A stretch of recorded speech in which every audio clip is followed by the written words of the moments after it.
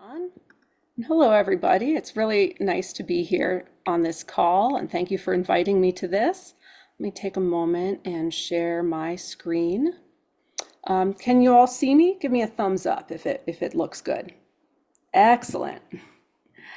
Um, so this talk is called From Unthinkable to Inevitable: Believing in a Plant-Based Food System. Um, And for the next hour, we're going to do a few things. I'm going to start by sharing a bit more about my story, but in particular, how community and environment has shaped my own ethical food and other choices. Then I'm going to give a presentation about the work of the Better Food Foundation and how it relates to commitment, convenience, and identity in our food choices.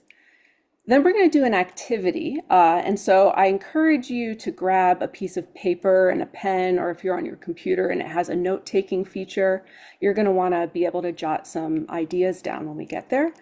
Then we'll do a short little breakout discussion so you can share your ideas with each other, and then we'll come back and we'll have a time for a conversation with each other and to ask questions. So as John said, I'm the executive director of the Better Food Foundation, a nonprofit that I was part of a group along with John that started, I believe, at the end of 2016. And our work is to normalize plant-based food, and we do this work across institutions and cultures. As our website says, our food choices can help shape a better world. And we're creating a plant-forward food movement through behavioral science-backed solutions and narratives that make plant-rich eating the delicious default. So you may notice, on here the word normalizing, and that is what is somewhat unique about the Better Food Foundation and our approach. When we started this work, we knew we wanted to promote diet change. We knew we wanted to get people around the world to eat less animal products, to eat more plant-based foods. And we were frustrated by the real limitations we had encountered doing this kind of work in other institutions and other campaigns. A lot of really wonderful, passionate work has been done by many organizations and many individuals to educate and inform people about the harms of factory farming, about the way animals are hurt, the way the environment is hurt, the way people are hurt. And many organizations have worked to try to awaken in people a sense of moral responsibility in hopes that in doing so, people will change their diets. And we who started this organization were frustrated that all of these really amazing efforts with really hard work and passion going into them seemed to hit certain limits. There seemed to be a lot of people who just weren't affected by receiving information about the harms of factory farming, or who seemed to be immune to moral persuasion.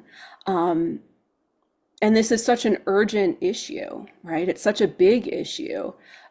We didn't want to just make a little dent. We wanted to create this kind of change in diets around the world that can actually have an impact on greenhouse gas emissions. Yeah, we wanted to create an organization that pursued strategies that could have a big enough impact that it actually reduced the size of factory farming around the world. And to do that, we knew that we needed new strategies. And our theory was that one of the biggest obstacles that prevented plant-forward diet change from going mainstream was that we live in a culture with meat-centric norms, right? We're up against a society, a culture where meat eating is celebrated, it's expected, it's normal. And so not only do we need to educate people about the harms of meat eating, and not only do we need to show people that it's a moral responsibility to change their diets, we also need to get them to be the sort of person who goes against the tide, goes against their own culture, goes against the norms in their society. And that's really difficult to do. So we thought if we could develop strategies that help reshape norms, it would make it easier for everyone working to promote plant-based diets, plant-centered diets, to be more effective and to be more impactful. So I want to start by saying a little bit about my own journey, my own ethical journey. And I want to do so by sharing two examples of how community and environment have shaped my own ethical choices. And I want to start by talking about the church that I grew up in. When I was 10 years old, my family took me and my brother to the Unitarian Universalist congregation of Princeton, New Jersey. The way they tell it at the time, and this is a pretty common story for parents in UU congregations. My mom thought it would be a good idea for us to have a faith-based community. My mom is someone who's very spiritual and interested in religion. And my dad, who is a scientist, was attracted to UUism because of its liberal and humanistic values. But I don't think either of them had any sense of how profoundly this community would shape me in my life and how it would set me on a path that centered ethics and justice in a way that I'm certain would not have happened otherwise. On the bottom left is a picture from in the mid 90s of a youth conference. I got involved in the UU youth movement and UU youth organizing. And one of the most amazing experiences I had was being an organizer of a conference at the Princeton Unitarian Church called Saturday, which stood for Sexually Alternative Teenage Unitarian Universalists Respecting Diversity Among Youth. But it was one of the first ever youth conferences for GLBT and allied youth. And it was back in the 90s when this was a much more culturally taboo thing to do. Later on when I was around 30, I became a UU minister and I got ordained in that church in Princeton. And on the bottom right is a picture of many of the people who were there to help ordain me. When I was in my mid 20s, I had been living in New York City, working as a fundraiser for nonprofits, and I started to feel like maybe I wasn't on the right track in my life. In particular, I felt like I should be living a more values-driven life. It seemed like the community I was part of in New York, it was young professionals. It felt a little shallow. It felt a little bit careerist. And I felt like I was never doing good enough to sort of live up to my values. It was a challenge. And so in a conversation with one of my mentors, actually my old youth group advisor, he asked me if I'd ever considered going to seminary. And the reason he gave for suggesting seminary was that it would be a place where I would be surrounded by people who are also wanting to live a values-centered life, a purpose-driven life. And that perhaps the most important determinant in whether I live an ethical life full of ethical choices is if I'm surrounded by other people who are supporting me in doing so. So I went to seminary. I went to Harvard Divinity School. And my mentor ended up being absolutely right. This decision to be part of that community has created the community that has been with me ever since then. John Millspaugh and his wife Sarah were a couple of the people I met in that community and ended up working with later on. And on the right is a picture of me in the entranceway to one of the buildings in Harvard Divinity School. And I share it because this is actually a picture that I used in my online dating profile about 12 years ago, right after I moved to San Diego. And I got a message on that online dating app from someone who said, "Hey, I think I recognize that archway. Is that Harvard Divinity School? I went to Harvard Divinity School. Are you a UU minister, perchance?" And that ended up being Aaron Gross, who I started dating, and 5 years ago I married, and he is now my life partner. And he's been one of the most important forces in my life in getting me to be vegan, getting me to focus on helping animals and ending factory farming, and just generally living a purpose-driven life. So that's the role of my religious community in shaping my ethical choices. I want to share another example. This is a picture that I took recently outside my home in Julian, California. About 4 years ago, my partner and I bought a really small house in this little town called Julian, uh, and we bought it in an off-grid community. We weren't planning to do this, but the realtor showed us this home, and we just fell in love. And it's almost a tiny home. It's about 400 square feet. And being off-grid means that 100% of our power comes from solar power.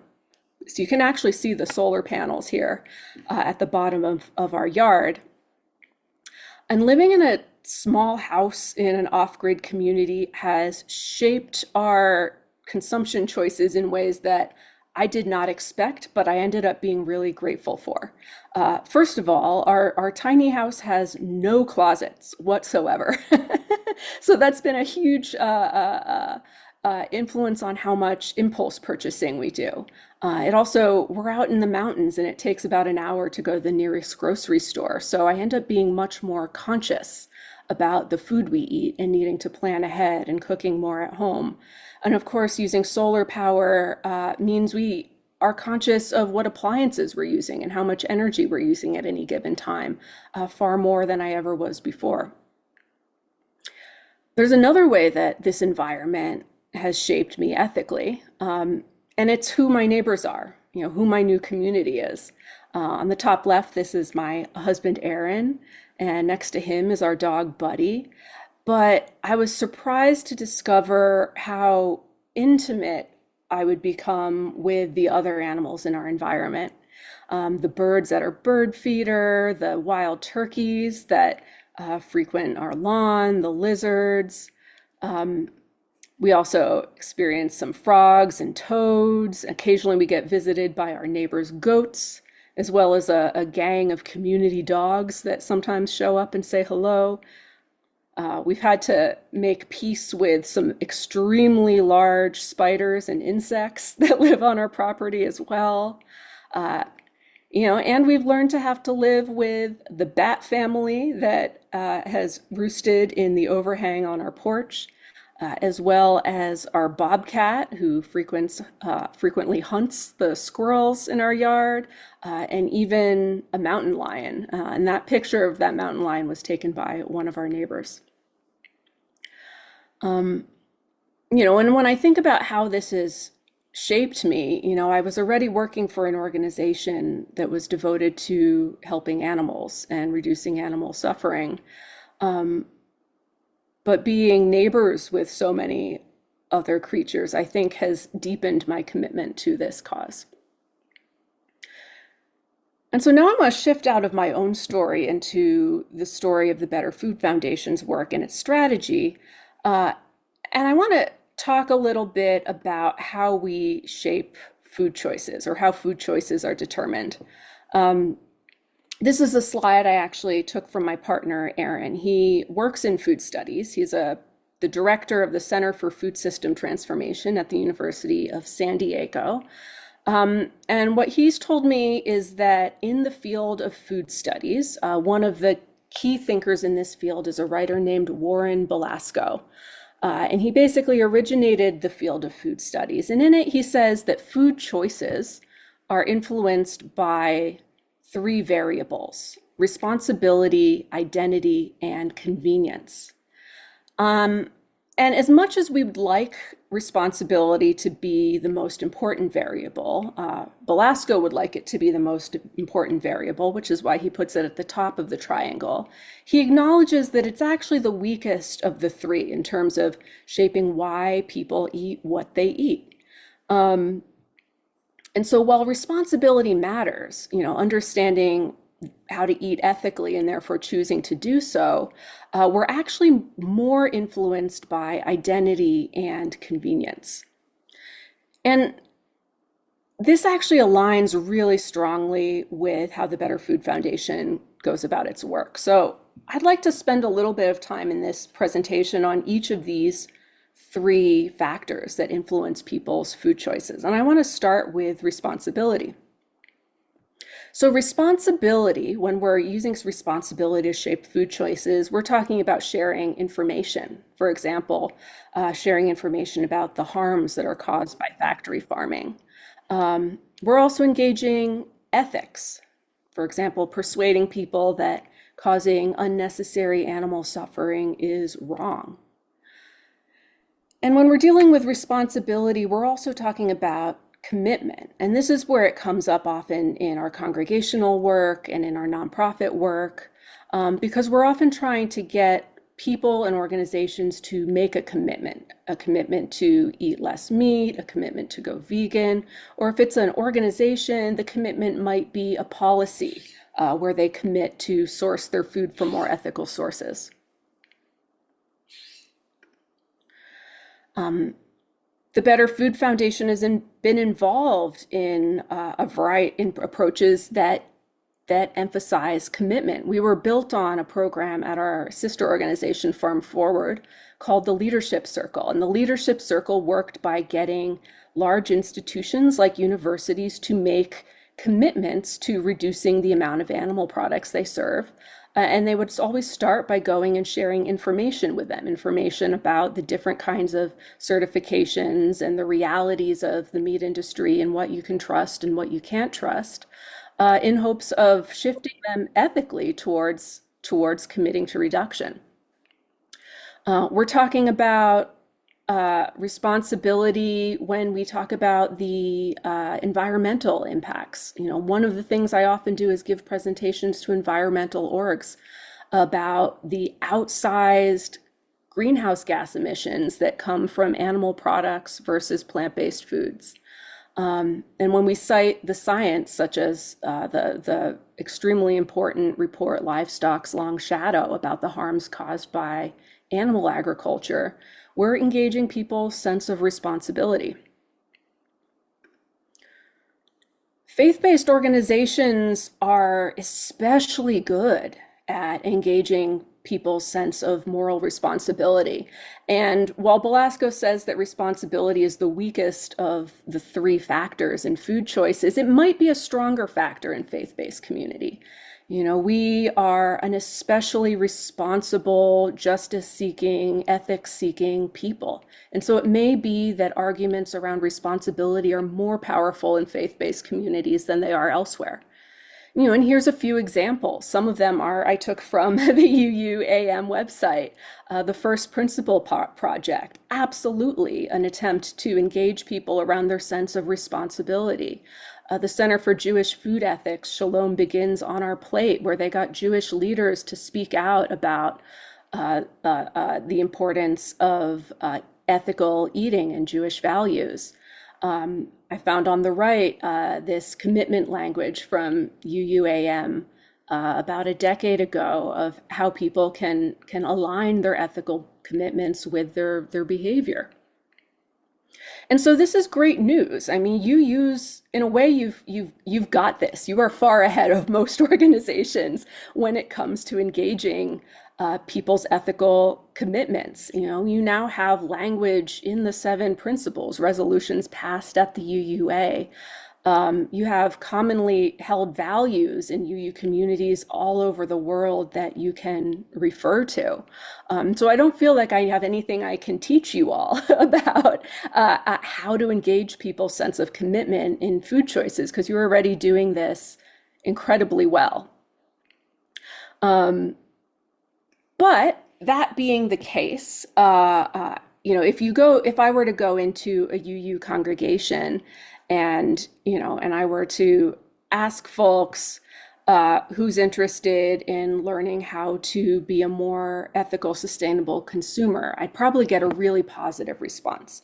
And if I go into a congregation and say, who's interested in learning ways to prevent worker exploitation, I'd probably get a really strong resounding yes. And who's looking for ways to live in a way in which we promote the interdependence of all life, I would get a resounding yes.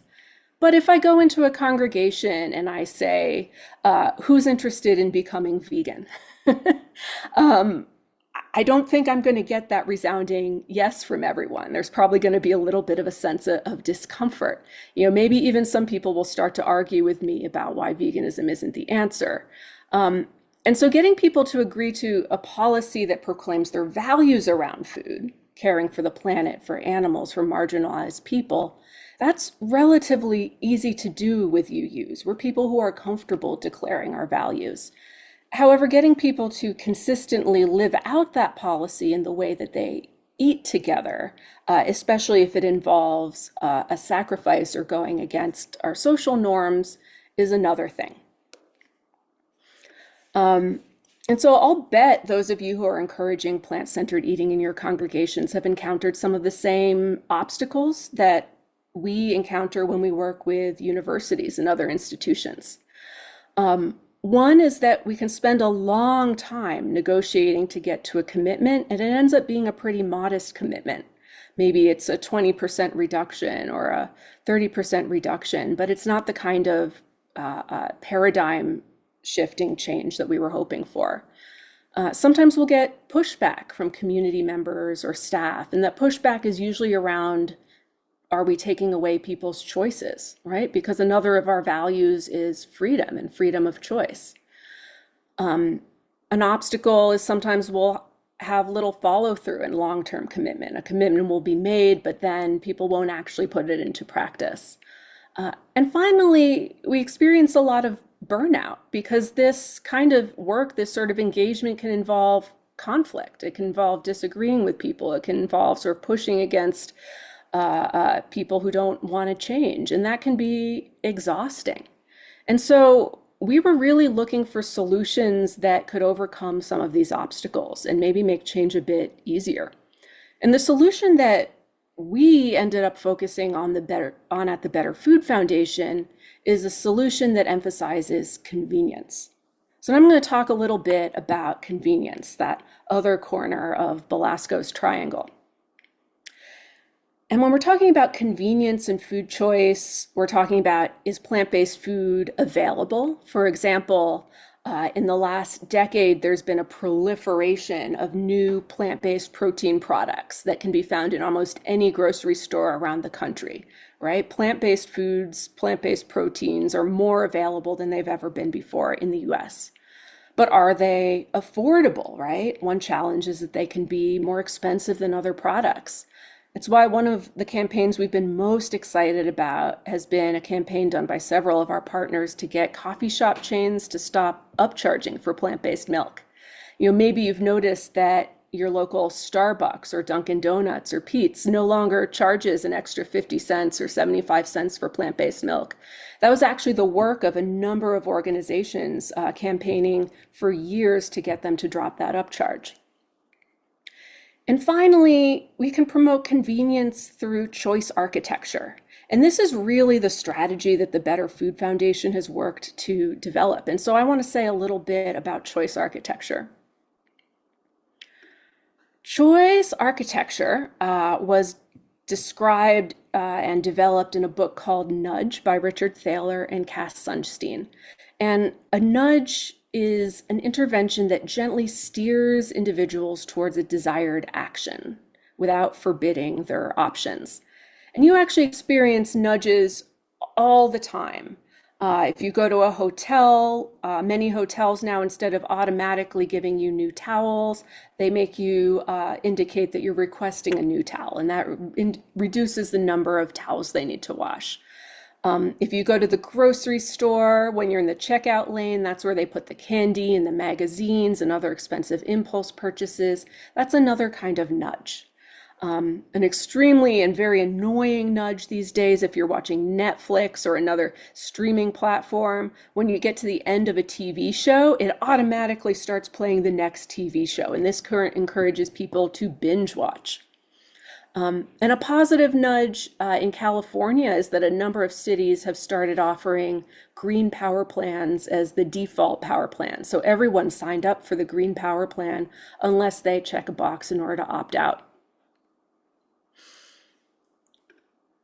When you take a bunch of nudges and you intentionally use them to shape an environment, this is what we call choice architecture. And choice architecture influences people's decisions, often without their explicit awareness. Next time you go grocery shopping, I want you to do a little exercise of try to think of the choice architecture and all the ways that they are nudging you towards certain foods and away from certain foods. And I want you to ask yourself, are you being nudged towards the foods that most align with your values, or are you being nudged towards foods that don't align with your values? But the good news is that you don't actually have to be a grocery store owner to be a choice architect. Anytime we serve food to others, whether it's in our homes, in our congregations, at an event, at a party, we can use choice architecture. And so I want to quickly talk a bit about some of the success that we've seen with nudges in choice architecture in case it's something that you want to incorporate into your work in your congregation. And first is that the most powerful nudge is defaults.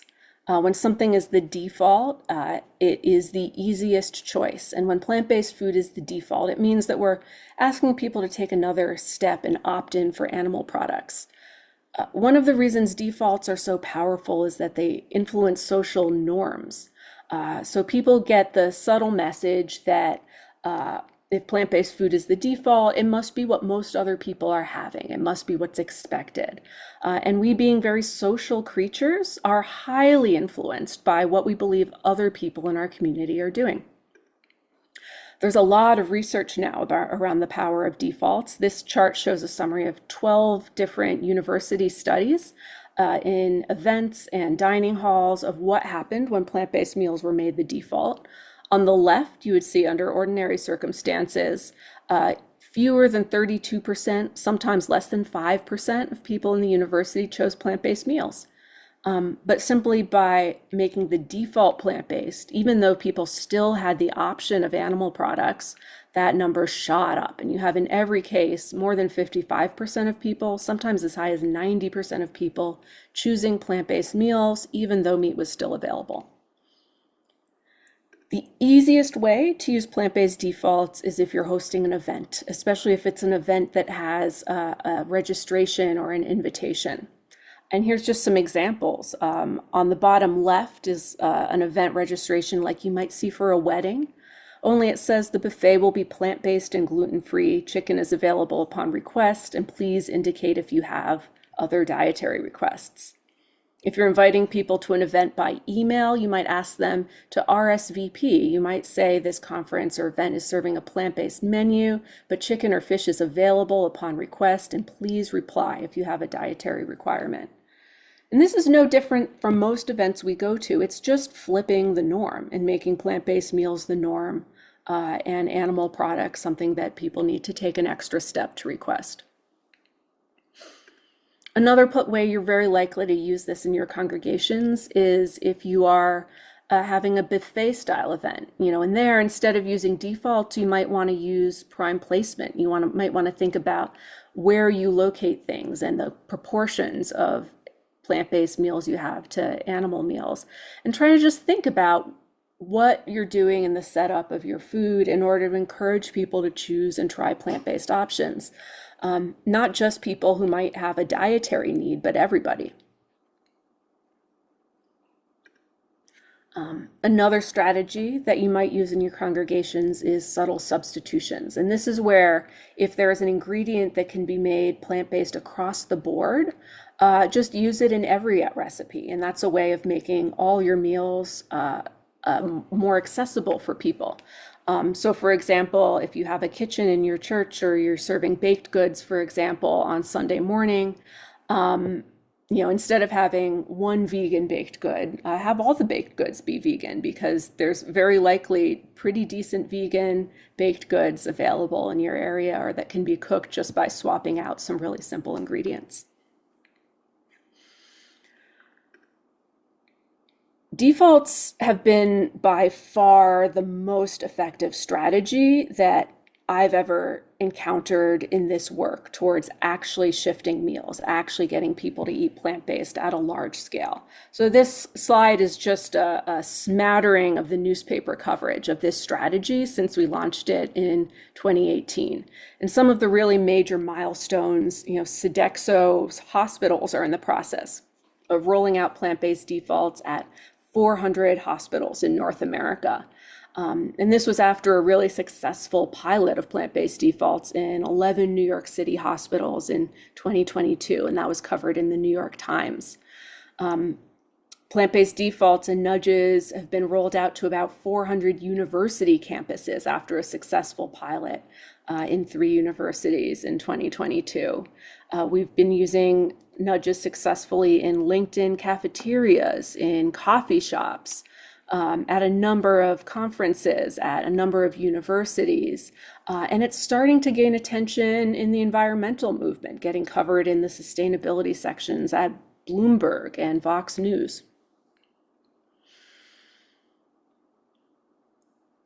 And so I'm really excited about this strategy because it opens up a much greater scale of change than what we had seen when we were focused just on responsibility focused tactics. However, nudges don't always work. They're not the full picture. There are times when nudges and defaults aren't effective. Um, and nudges and defaults only work when they align with identity. So in that book that I shared earlier, Nudge, Sunstein and Taylor write, of course, it's important to recognize that people's identity or their self-understanding can greatly matter. If people in one part of the world are told that people in another part of the world are recycling, becoming vegetarians, or wearing masks, they could think, oh, I should do that too. But they also might react this way. Well, thank goodness I'm not like those people. For choice architects who want to use social influences, a challenge is to work with rather than against people's sense of who they are. That sense might have to do with nationality, culture, region, ethnicity, religion, politics, or even a favorite team.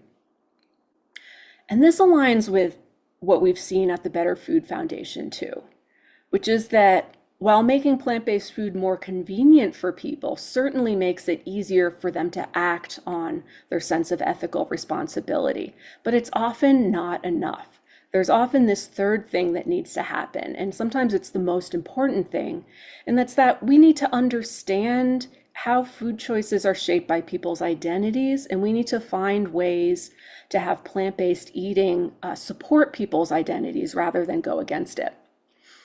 At the Better Food Foundation, we've promoted aligning identity and diet through supporting authors in certain books. These are just a few books that I highly recommend. There's The Spirit of Soul Food by Christopher Carter, in which he explores how his Black racial identity and his identity as a Christian both have within them certain aspects that make it challenging to adopt a vegan or plant-based diet, but also have certain values that could make Black identity and Christian identity reasons for people to more eagerly embrace a plant-centered diet. Afroism is an incredible book by 2 Black vegans exploring racial identity and diet. Hungry Beautiful Animals is a new book by one of our board members, Matt Halteman, in which he talks about Christian identity and plant-based eating. And Feasting and Fasting is a book edited by my husband, Aaron Gross, about how Jewish culture and Jewish identity shapes food choices, including in many cases people's choice to be vegetarian or vegan. At BFF, we've tried doing campaigns that connect food choices and identity. A couple of years ago, we partnered with 2 organizations, the Afro-Vegan Society in Baltimore and a group called Black Vegans Rock, to create a storytelling platform that lifts up stories of people for whom plant-based eating and their cultural identity, particularly if they're part of a marginalized community, go together. And so that site still exists, and it has videos from Rabbi Jonathan Bernhardt talking about his identity as someone who keeps kosher and animals. Lori Kim Alexander talking about her identity as part of the trans and queer Black and Indigenous community in the Bronx, and how she leads vegan education work via that identity. And Brenda Sanders, who has done really incredible work in Baltimore and around the country, promoting plant-based diet change for people with African American identities and lower income people. We're not the only folks who are starting to incorporate identity in campaigns. You might look at these images. One is the poster for the film The Game Changer. Another is a video from YouTube. And try to imagine what kinds of identities these campaigns are tapping into. What sorts of identities might these be appealing to? And what you'll probably get to is that these are appealing to athletes and they are appealing to men.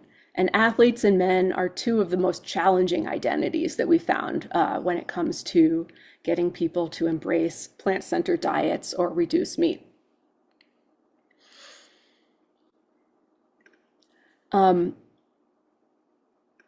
So I rearranged the Belasco's triangle as a pyramid because in my experience with BFF, it actually looks a little bit more like this. Yes, at the top of the pyramid, we have responsibility. We have campaigns that require getting commitments, sharing knowledge, sharing data, getting people to pass policies, getting people to make statements of support, getting people to include plant-based or pro-animal language in their principles. But these need to rest on a foundation of convenience and identity. Plant-based food needs to be available for people to act on their ethical responsibility. And so that it could include pro-plant-based choice architecture. It could involve making plant-based food affordable, using defaults. It can involve the labels that we put on food so that people understand what they're eating. It can involve attending to people's allergies so that food is really accessible for them. But even if we have ethically responsible people, and even if plant-based food is convenient for them, for these to succeed, they need to be built on a base of identity. And identity includes culture and gender and religion, nationality, race, taste, and other things. So I want to now move to doing a little exercise. If you have your piece of paper available with you and a pen, pick them out right now. And we're just going to take like a couple minutes. I'm going to ask, and I'm going to want you to write on this piece of paper as many of your own identities that you can think of. In no particular order. They could be really, big identities like I am a woman or I am an American, but you can get down into the details. I am a K-pop fan. I am an ethical eater. I am just whatever you think of that you can think of as a finishing that sentence. Just write them all down. We're going to do that for a couple minutes, and then I will tell you to stop.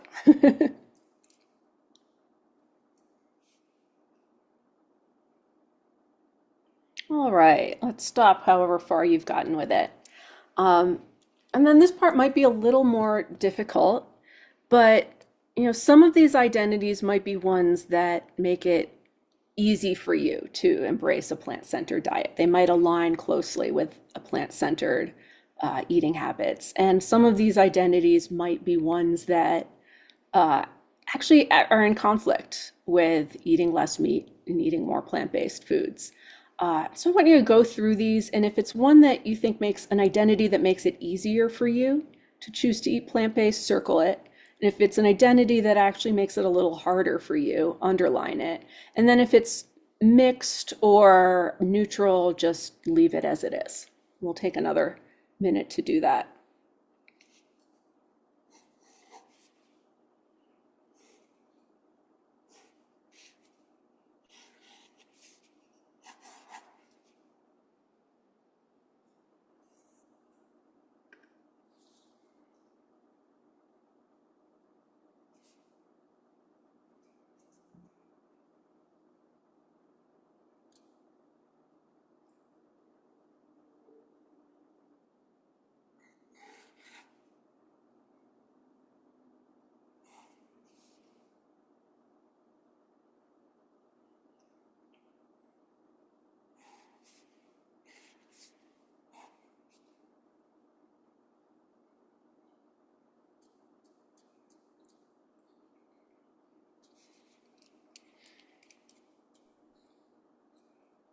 Okay, we're gonna stop right there.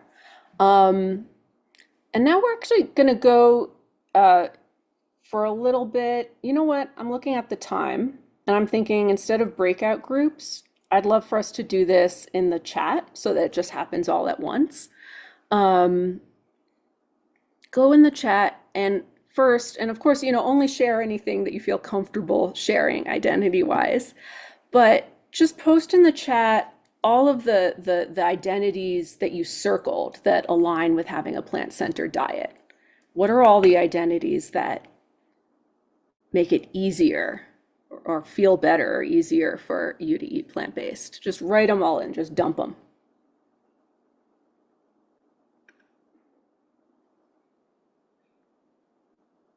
Yeah, I'm already noticing some commonalities there. A lot of environmentalists, justice seekers, animal lovers. I've seen you a few times in there. Liberal, Democrat, dog parent. Yeah, educator. All right. So now, all right, I'll let people finish posting there so they don't get mixed up.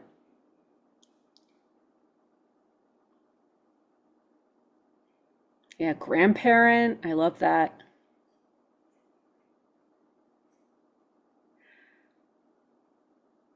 All right, now post all the identities that you underlined, identities that might actually make it a little challenging for you to pursue a plant-centered diet, or that might sometimes feel like they're in conflict with choosing a plant-centered diet.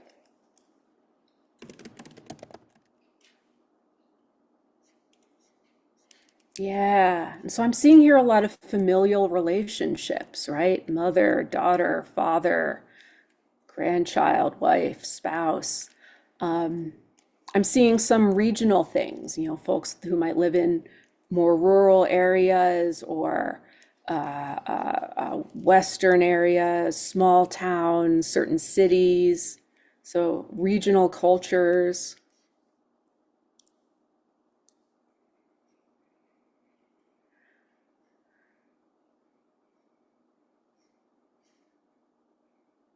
Yeah, parents. It can be really hard to be a parent and keep a plant-centered diet.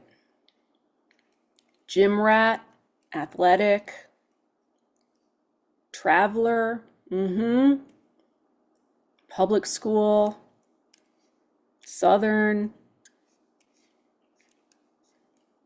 Yeah. And the thing is, these latter identities, these are important identities too. These are not small parts of ourselves. I know in this room we're a group of people who is probably more inclined to choose ethical eating than the average person. But even we have identities that make it difficult.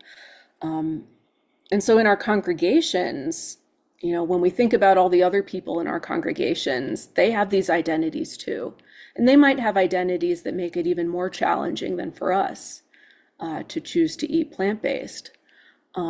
And so when we're thinking about what we can do in our congregations, attending to people's identities, and asking ourselves, are we making people feel like they're going against their identity in order to eat plant-based, may help us surface, some of the reasons why our plant-based initiatives aren't working. And if we can have plant-based initiatives that help people feel like they can hold on to their identities and eat plant-based at the same time, those might be more effective. So I'm going to pause here and I'm going to put up the food choices pyramid again. And let's have the last 10 minutes for Q&A. Any questions that you have for me or observations or especially ideas that you might have about the work that you're doing in your congregation and how you might incorporate these ideas about responsibility, convenience, and identity into them. So if folks have questions, you can simply raise your hand physically, or you can use the React button on Zoom to raise your hand that way.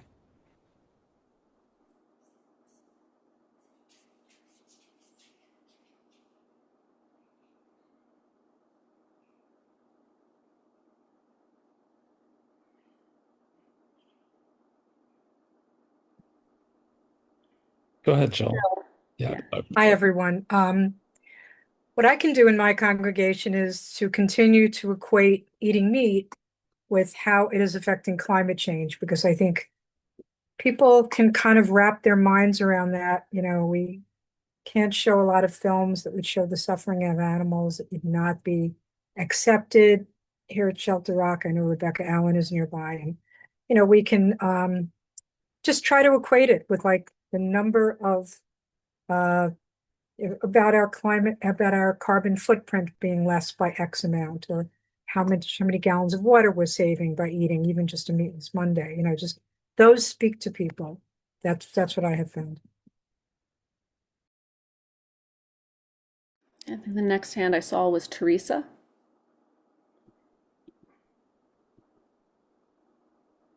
Hi. Um, yeah, I guess I don't know how much is a specific question, but it's just, an issue, and I'm trying to think through all the things you've said. But in my congregation, First Unitarian of Minneapolis, we do have always there's a plant-based option, so that's great. But going beyond that has been really challenging. Yeah. Well, I mean, to that, that is basically the reason why we started getting so focused on choice architecture and nudges. I worked in UU congregations. It feels like if we make something a debate, there's going to be people who debate it. And especially around food, there's such a sense of fear of loss. There's almost an exaggerated fear of how difficult it's going to be. I mean, one of my core beliefs in this work is that, you know, eating plant-based is much easier than people think. But they don't necessarily know that, and they don't necessarily believe that, and there's this fear of how difficult it's going to be. I know in UUs we like to talk about things and get transparent buy-in before we do it, but sometimes food is the sort of thing where we can get forgiveness rather than permission, especially if it's an event where you have some control over. You might be able to incorporate some of these nudges just on your own without telling people, because you're still offering the choice. But, and then have people experience what it's like to have an event. Maybe just start with one event where the majority of the food is plant-based and see if it's really as bad as they think it's going to be. Julia. Hi, I'm Julia Houston from Newton, Massachusetts. So, in my congregation, we're fairly large, in the around 400s or so. And we have a big group of plant-based eaters, which is great. And we're under the umbrella of Plant-Based Eating Club. The huge majority of them are not vegan, but are kind of along for the ride. They're just interested in exploring, and that's fine. And we support that. I myself am 100% plant-based.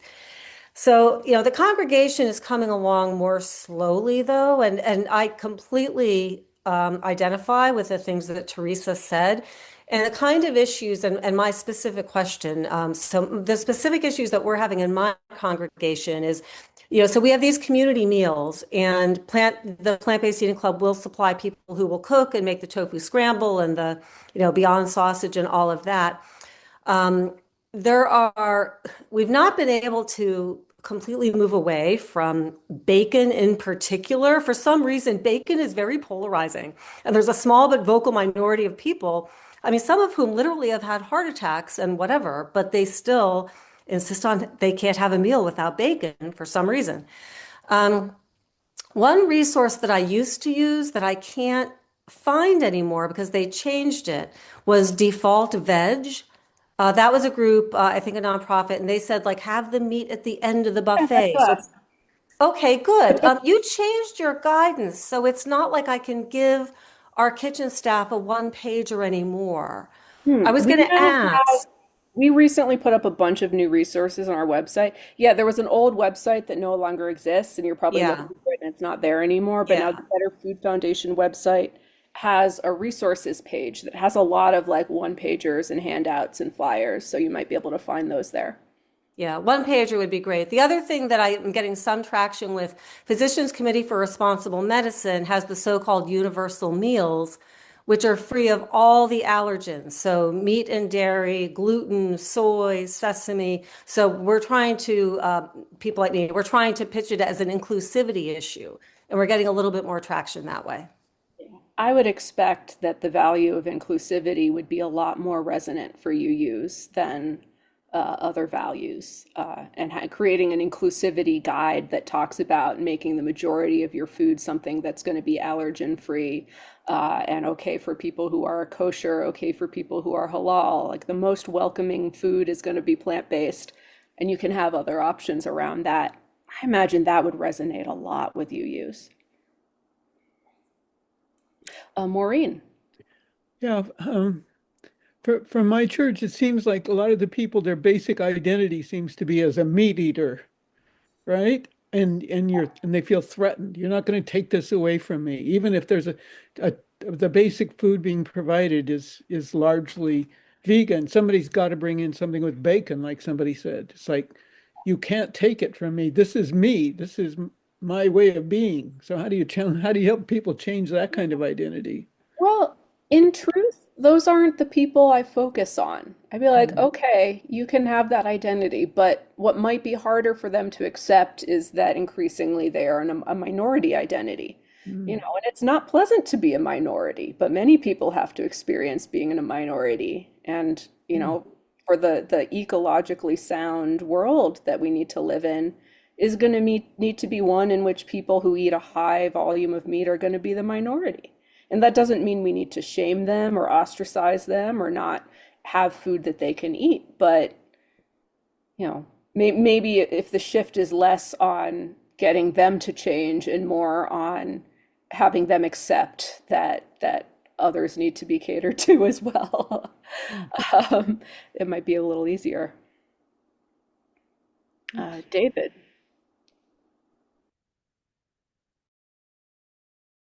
Sorry, I did not unmute myself.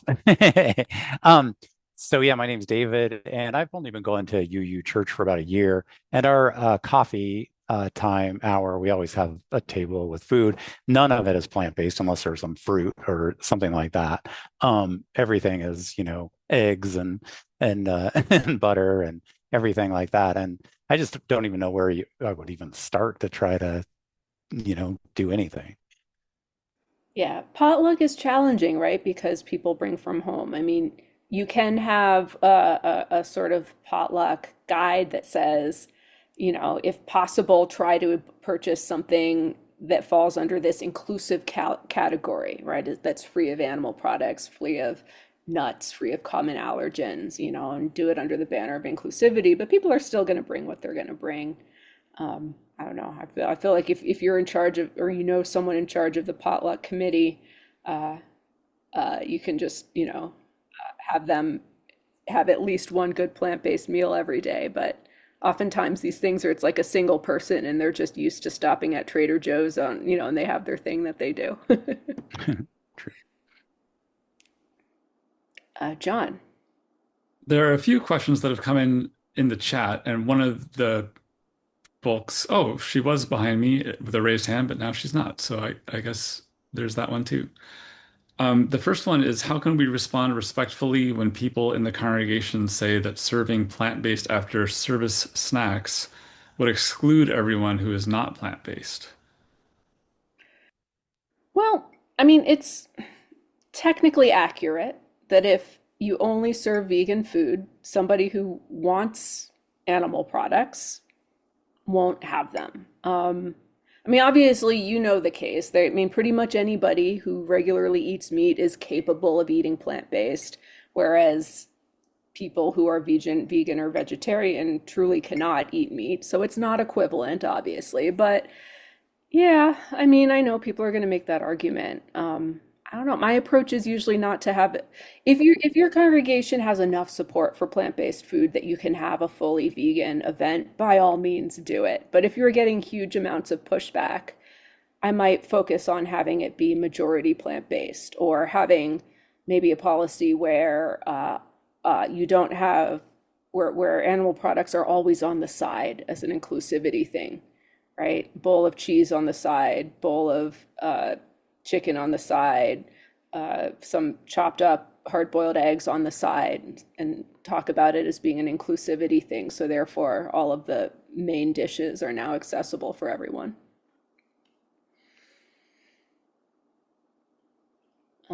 Rebecca. Thank you. I have found this very informative. Thank you so much. I've been working on my congregation for a long time, and one of the first successes we had was, well, we had a positive minister who listened deeply about my concerns about the animals. And I found a few other vegans, I think it was 3, and we went to and some people who were interested in our ethical eating class. We had done book groups. And we went to the board and asked, can we have plant-based? It's ethical. And I had a whole folder for each of them with pictures and things and things and things. And they were shocked, but they said, we can't make a decision like that. We can't have a policy like that.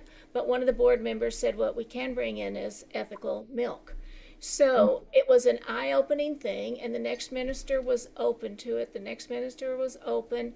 In fact, the third minister changed the invitations to potlucks in this one key word. She said, we're having a potluck, we encourage you to bring plant-based, instead of there will be plant-based options. It was an encouragement to all of them, and that felt so good. I've also tried different things. I took in a laptop with some footage of the dairy industry, and I set it on the table, and I had pro-dairy, reasons for pro-dairy, and had some pamphlets out there, and I had some people come glance at it and talk at it. So I've tried that. I didn't get much pushback immediately, but there may have been some that I wasn't aware of. But I decided not to do it again because I needed to be friendly and converse with people and not scare people too much. The other thing that has happened was this fall, probably a year ago, one of the women said, it is not inclusive. I said they weren't being inclusive. And she said, yes, we are being inclusive. How can you say that? But we didn't ever talk any more. Then in the fall, another woman said, we're going to have 5 dinner groups. And she labeled them. She got volunteers. One was vegan. One was no dairy. One was no gluten, no eggs, no dairy, something like that. And one was totally meat and everything. And I called her, and she wanted me to know which one I was going to. Did I want to do one? I didn't want to do my own. I wanted other people to do stuff. And I said, well, it looks like there's only one I'm included in. I can only go to the vegan one. Oh, you can't pick any. And I said, yeah, so you said you wanted people to pick one and talk with new people and get to know them, but I couldn't do that because there was only the vegan one. And it was the first time it clicked in her mind that that is excluding vegans. And so she said, the next time maybe we can do something else in the spring, maybe make them plant-based. Because plant-based is inclusive. It includes the animals' feelings, and it does include all of the meat eaters can eat plants. None of the vegans can. So I think it hit her that way, and so I wanted to share that with you. Yeah. I mean, in language, we encourage people to not use the word vegan because vegan is an identity and not everyone identifies as vegan. But the word plant-based is just describing the ingredients in a meal, and anybody can eat those ingredients. In universities that we work with, there is a move towards reintegrating dining. There had been a move to have all these separate dining halls. Like if you have allergies, you go to this dining hall. If you're vegetarian, you go to this dining hall. And then, students were separated on campus. And so there's a new move to integrate dining to create a more inclusive community. And so that makes a lot of sense. Right. And I would just want to say thank you for that. I do like the idea of saying plant-based, at this next thing instead of vegan, because vegan is so much more. But there is something called universal meals from the PCRM, Physicians Committee for Responsible Medicine, and they avoid the top 9 allergens. And I presented that to our church too. we did one meal. Another church, Live Oak University, Live Oak Unitarians did their whole annual thing, just saying universal meals. If you're avoiding the type 9 allergies, and also it happens to be, you don't do the peanuts, you don't do the soy, you don't do the meat, dairy, and eggs, and that went over well, but it hadn't lasted, but it's informed people. John. The next question from the chat is, many of our church's events, which include Sunday morning fellowship, community meals, are potluck. And there's a view that we need to have, quote, regular food, unquote, and then vegan food. How to help change that to a context in which vegan is thought of, I think the word is as regular or default. Yeah, that is our whole mission. Um, you know, if you are going to do some education in the congregation, uh, there's a presentation that I sometimes give about different populations that are increasingly open to plant-based food. And this phrase, increasingly open, is actually a behavioral science thing. There's this idea of there's this concept of dynamic social norms, that people are more likely to try something if it's phrased to them as people are increasingly doing X. And I think if we add on identity to it, it's like people like me are increasingly doing X, or people in my community are increasingly doing X. And there are quite a number of people who are increasingly eating plant-based food. Young people, Gen Z, are increasingly eating a plant-centered diet, not necessarily adopting a vegan identity, but adopting a flexitarian diet in which they say they eat completely plant-based meals at least several times a week, and it's just no big deal. African Americans and other non-white communities in the United States are adopting plant-centered diets at a much more rapid rate than white people. And so when we talk about inclusivity in our congregations, we might talk about those.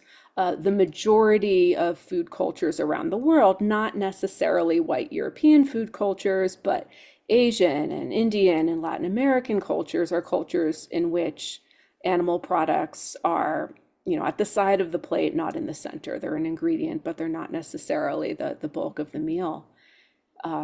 So if you want to change this idea of what regular food is, of course, this might be more of a challenge than you want to do with your congregation, but who are regular people? And I'll bet most Unitarian Universalists are pretty open to thinking, upper middle class white people of European descent aren't regular people. We are just one kind of people, and we want our congregations to be open to people of many different cultures and ages and background. And so having some information about what regular food is for different demographics might help shift some of that thinking.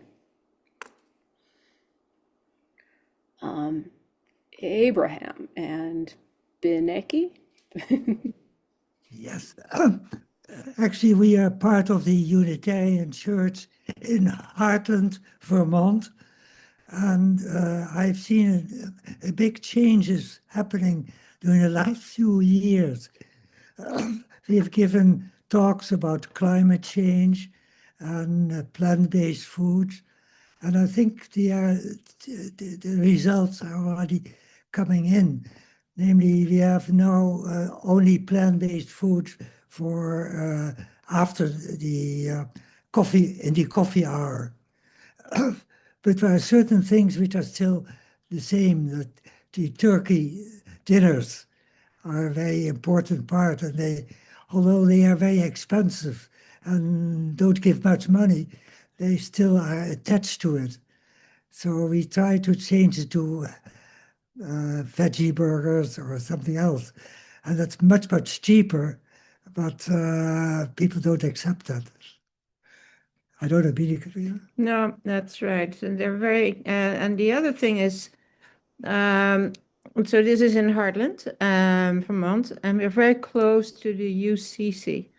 And their main fundraiser is beef.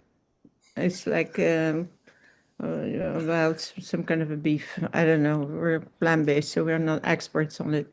And we support that and we advertise that and all of that. And so that's even worse, I think, than turkey, but well, it's the same. But yeah, and that we have sort of tried to find out if that's necessary, but I don't know, they're good fundraisers. I mean, Sure. that's a reality. Yeah. And it might be culturally important in your region if that's where the ranchers are, or that's where the farmers are that raise the cows, and might be very hard to overcome that one thing. Yeah. Yeah. Thank you. Mary. I just wanted to add, I think it's important to discuss personal preference versus UU values. Is the food we serve going to reflect our values, or is it going to serve personal preference? Like it's hard to make a case for personal preference if your personal preference involves, destroying life on Earth. And we want fair trade coffee, but we tend to stop there. So does the food we serve contribute to climate change or not? Animal exploitation or not? I use labels when my group does the vegan food once a month. I'll use labels like climate friendly or planet based with an E, or animal friendly. Plant-based, if I use that, it's often misunderstood. Potato salad, I had somebody bring a potato dish and they said, well, it's mostly plants. It's mashed potatoes, even though it's got butter and milk in it. It's mostly potatoes. It's plant-based. And I thought, I can't eat it. Yeah. We've started shifting our own language to use the phrase plant-based proteins. Like we encourage you to use plant-based proteins. I don't know that everyone's going to understand that either, but but yeah, I hear you. There's the question of like, what are UU values is something that's just always being contested, right? That's what is UU identity, like, is an amorphous thing. I imagine one of the most important roles of UU Animal Ministries, the reason you exist, is to try to shape the collective understanding of what UU values and UU identity are, such that they include behaviors that help animals. Obviously, you wouldn't need to exist if it were already the case and it was already universal. John. Third question from the chat is, I'm thinking about suggesting the plant-based option is default for my company and tying it to environmental impact, as we are an environmental company. I need to quantify this. Do you have a suggestion for resources on how to calculate the benefit? Yeah, if it is strictly greenhouse gas emissions, we have a number of resources on our website. I'm trying to think what would be the most credible. The most credible would come from environmental organization. There's a research page on our website that has all the research into plant-based defaults and the numbers and the amount of impact that it's had. But usually in terms of greenhouse gas emissions, serving plant-based food by default, it ranges from about 26% to 40% reduction in food-related greenhouse gas emissions. But you might find out if your company is already tracking greenhouse gas emissions. Increasingly, companies are doing that, usually with some kind of third-party app where they dump all of their purchasing data into it and it kind of analyzes it. And so often a starting point is just finding out, does your company track greenhouse gas emissions? If so, are they using an app that factors food into it? Oftentimes food just isn't even counted at all. And so a first step is to say, hey, if you're not counting food towards your emissions, you should start doing that, because what you'll discover is that the meat heavily outweighs the plant-based foods. Rebecca. Hi. Oh, I guess I wanted to say what I put in the chat is that if you have a justice committee, get them to define the areas. And I promote, do we support animal cruelty or not? Yeah. And they were like, well, I'm not sure we want to put that in there. Yeah, eventually they did put it in there. We don't support animal cruelty. So then, 6 months later, when they were promoting something that's very valuable, very important, Mono Amigo supports a lot of things, but they were having a beef thing. And I said, we can't do that. We cannot support anything that does that because it goes against one of our principles. And I eventually had to get off the board, but guess what? They haven't been promoting that. So I'm just saying that's good. And then I'm going to put a link to a paper that is good, and then I can hardly wait to hear what Dr. Brown says, Dr. Abraham says, because he's also a climate scientist. Yeah, well, thank you very much. You're In welcome. my old congregation, I helped organize a climate action group. And they were, and we started by having folks identify the issues that they wanted to work on. And like a third to half of the members of the climate action group shared that personally they were vegetarian or vegan, and that personally caring about animals was one of the reasons they got into climate action. And yet we didn't include plant-based food or diet under our potential actions because it just wasn't considered to be like a climate action. It was not, people didn't consider it as like in that category. I think if we did that again today, maybe they would. So like getting something even named as a category for justice work or a category for climate work can be powerful. Thank you. Abraham and then Cynthia. Yes, I am myself a climatologist, but actually the global warming is only the fourth factor of 7 of the 10 factors which are important for life on Earth. And the first one is for the extinction of wild animals, which is called enormous, and the flows of water reverted.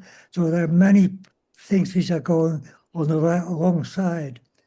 And I think that Rebecca, who talked here before, is also in a group called climatehealers.org.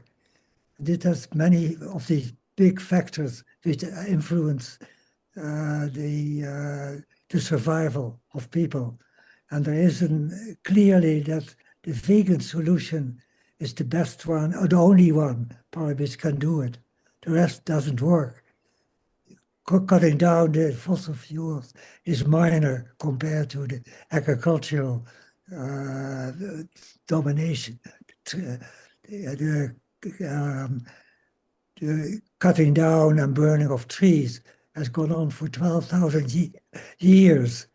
And that has been a major factor, I think, for the agricultural part. For the climate, yeah. Yeah.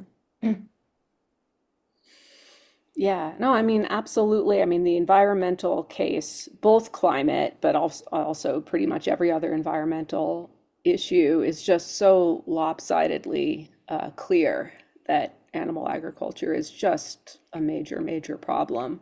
The environmental movement, while this knowledge has been available for decades, is really only beginning to take it seriously. And so it can be a challenge because even though the data is out there, people are like, well, why doesn't the Sierra Club focus on food? Why doesn't 350 focus on food? Well, they haven't gotten to it yet. And so the mainstream of the environmental movement really needs to do a lot to actually act on this data. And so much support by the meat industries that are so powerful. Yep. So it's very hard to beat that Yep. at any level. Yeah. Cynthia. A couple of us are from the UU Church in Milton, Mass, and we are also on the Social and Environmental Justice Committee. So they have agreed to listen to us talk about adding more plant-based foods into our potlucks and just bringing awareness. So we were thinking of having a dinner and with plant-based foods and inviting people, but I was wondering if you or the UUAM have resources of, like, it would be nice to have some sort of something that they could watch. You know, we want to educate people at the same time as we're feeding them. Yeah, a few things. We actually have a video series on the Better Food Foundation YouTube page. And we do a monthly nudge training that anybody can go to. And half of it is talking about the environmental impacts of animal agriculture and kind of just going through the main data points of food and the environment. And the second half is learning how to use the top 5 nudges to promote plant-based food. But there's also a recording of this on the Better Food Foundation YouTube page. Let me see if I can find a link to that right here, and I'll share that too. But there's a lot of good videos on the Better Food Foundation YouTube page. We recently started a webinar series. Cass Sunstein, who is the author of the book Nudge, has a video. We interviewed him. That's a really good one to watch. But let me share right here. This is the video of the nudge training. It's a really good, simple how-to. And it includes both environmental messaging and information about choice architecture.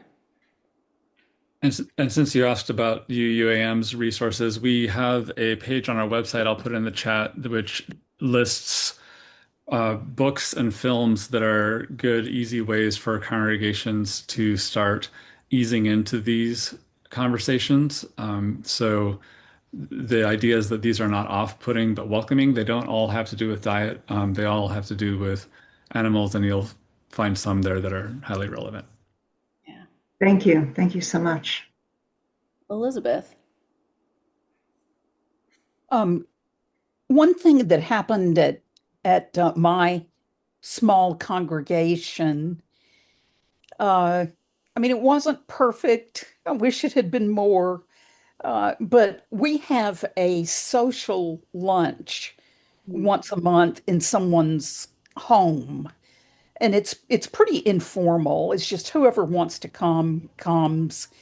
It gets advertised. And one of the other vegans in the congregation said, well, let's have it at my house this month and have it be plant-based. And everybody just said, okay. And all the usual people came and they made plant-based dishes. And it would be great if it was every month, but we got it that one month and we're going to do it the same month next year for sure. Yeah, no, that's great. I mean, you know, my house, my rules, right? One of the best ways to reshape the food culture is to just step up and host over and over again. Ellen.